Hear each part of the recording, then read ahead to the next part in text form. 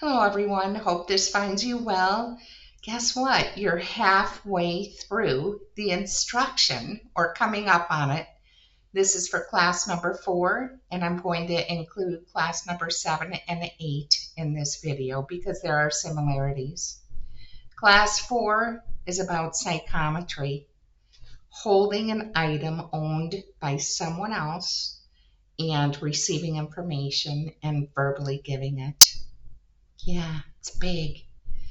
And it's fun too because I remember a Will and Grace episode where they bought a previously owned sofa.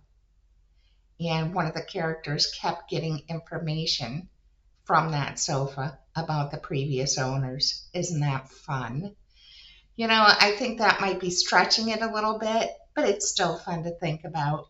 And so anyway, so class 4 is holding an item and getting information from that item for the recipient, the person looking to gain information.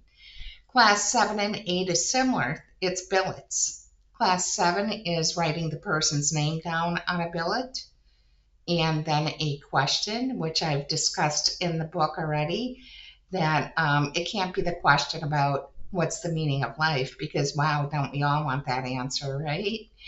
And then the last billet in class 8 is a spirit name. Somebody, a loved one that you would like to hear from in spirit. So students would write, so I would maybe write my father's name down, George. You don't even have to write the last name, right? And so, yeah, and this is what we are working toward, is to communicate with spirit. Now, depending where students are, you know, some students may be able to communicate with spirit already. So maybe in class 4, I think it's really a good idea to have each student bring 1 or 2 photographs of a deceased loved one that they know information about. Yeah. And so here is my father, since I've already spoken about him.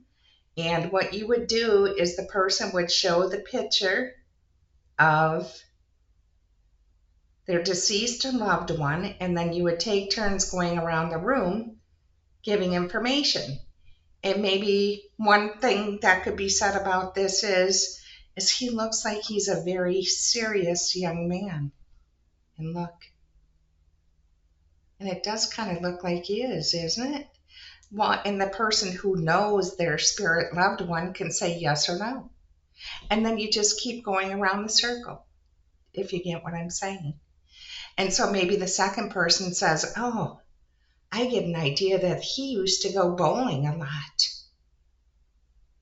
And of course, I'm going to say, no, he didn't. And so this really helps students when they touch him with spirit to get information. Yeah. And so I hope this video was helpful, and we'll see you at the next video.